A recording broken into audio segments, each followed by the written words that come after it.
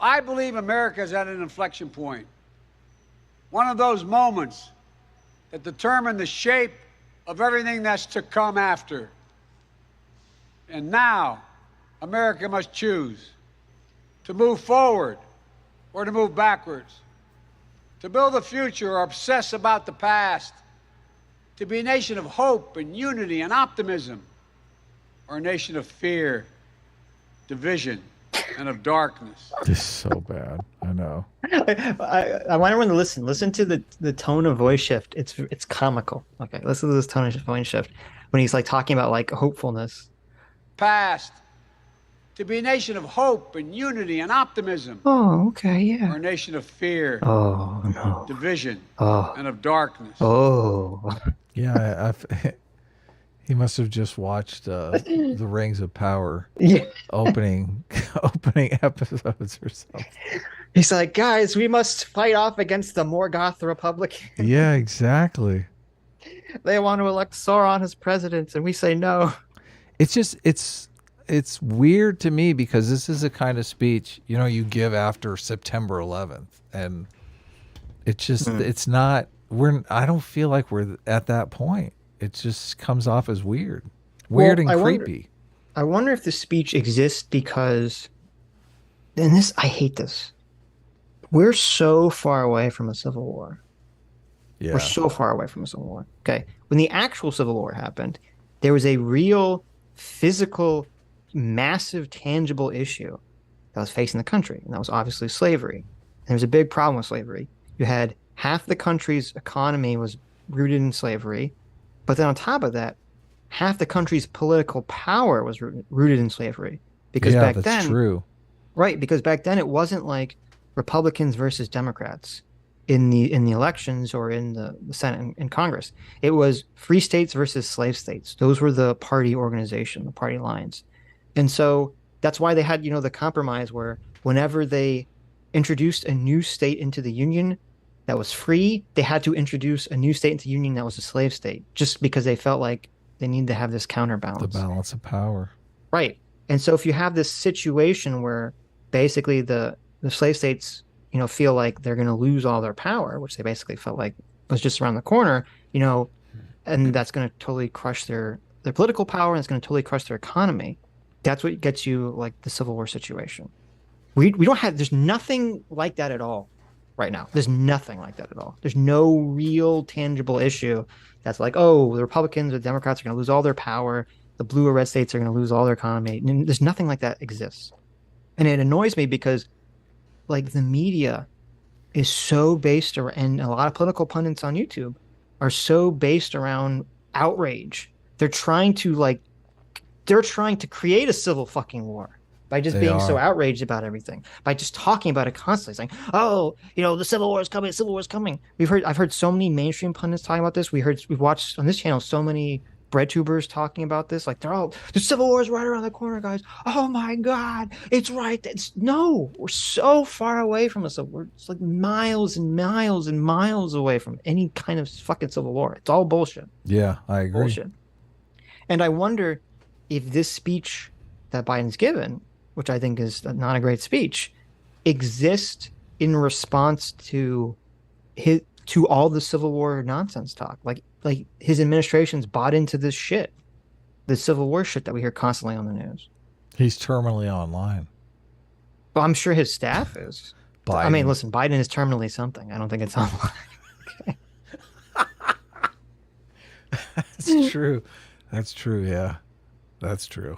Like, I will be so fucking pissed. You don't understand this. I will die of anger. Okay, I will literally die of anger if the media LARPs us into a fucking civil war for no reason. That would be the dumbest. I will literally die of stupidity and anger if that's what happens. Well, I'm wondering if that's the way it's all. I'm getting ready to go back and like research history. I'm wondering if this is how it happens. Like people just LARP themselves into this situation. I hope not. It'd be the dumbest fucking thing on the planet. Yeah, it would. Very unfortunate. MAGA Republicans have made their choice. They embrace anger. They thrive on chaos. They live not in the light of truth, but in the shadow of lies. See, this is totally the axis of evil speech, only aimed at Republicans. The Republicans are the terrorists. This is terrible. This joke in my water is so ridiculous. Yeah, no, it's awful. Yeah. This is a really shitty speech. Yeah. They're living in the shadow of lies. What does any of that mean? I don't know. Please. But together we can choose a different path. We can choose a better path. See, this speech would literally only, because this is what he does. This is the pattern of speech. Biden says, MAGA Republicans are demons. Demon spot. But we can come together as a country and live in peace and harmony, and the foreign nations could all be one under the avatar Joe Biden. Okay. That speech only works if he says Donald Trump instead of saying MAGA Republicans. Yeah. So it's so weird to me that they very clearly made a decision. His team sat around for hours deciding, should we write MAGA Republicans here? And they did. And I don't understand why. I don't get it. Yeah, I don't see how he can be the one saying they're the ones sowing chaos when, I mean, he's the one giving the speech. He's the one with the bully pulpit. Well, he's probably talking about, they had, the news has been hyping up how after the Mar-a-Lago raid that all these judges and people involved have been getting death threats. And you had Lindsey Graham say something like, if Trump is indicted or arrested, there's going to be riots in the streets. Like that's the tone, or that's like the environment that this speech is taking place in. Mm-hmm. But the problem is that this speech seems to be heightening that, not cooling that off. Yeah, of course. There is going to be riots in the streets. Yeah. If Trump is arrested, yeah, that's going to happen, obviously. There will be. I don't think a politician should say that. I don't think Lindsey Graham should fucking say that though. Even because if he says it, it sounds like a threat. Even if they've got Trump on something big, of course, most people are going to believe that it's fake. Right. There's going to be some contingent of people that doesn't matter. He could be selling, nuclear secrets to China, and they wouldn't believe it. Sure, of course. Yeah, this is bad news. Forward to the future. A future of possibility, a future to build and dream and hope. And we're on that path moving ahead. I know this nation. I know you, the American people. I know. There's another big problem too, which is that I've noticed this is kind of a Biden speech problem. Like when he has like this angry, loud tone of voice. Even when he's trying to talk about like uniting, that's like this sort of like he's just yelling at me. I don't like. He's got a microphone there. He doesn't need. Why is he yelling? Just calm down, speak calmly and coolly. Okay. Did you hear the part where he said the philosophy of MAGA is about anger? Yeah, you don't. Pretty ironic, huh? If you angrily say the philosophy of MAGA is anger, it kind of comes off. I know. You kind of come off like a hypocrite. Right. I know your courage. I know your hearts. And I know our history. This is a nation that honors our Constitution. We do not reject it.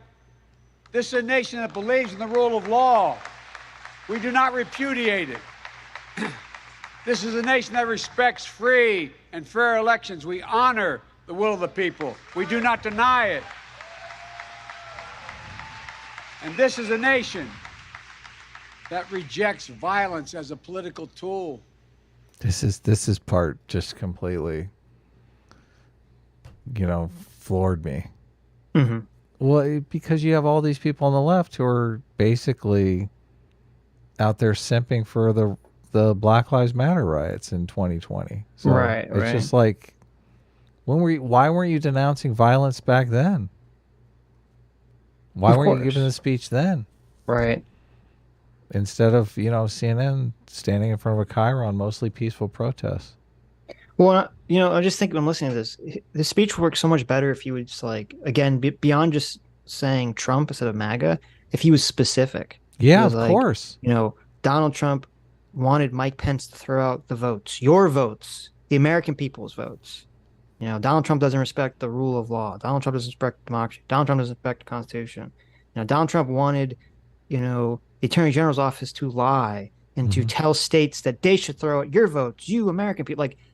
Like if he wants to drive a wedge, he's trying to drive a wedge between Donald Trump, the person, and the American voters. I don't see how you drive a wedge between like everyone that voted for Donald Trump, and the Republicans who didn't. That doesn't work in my mind. I don't see any way that makes any sense. This is gross incompetence politically and as a leader. Yeah. Well, as whoever, I mean, the speech writers, it's just gross incompetence. Well, I mean, the buck stops with him. He's obviously. Yeah. Of course.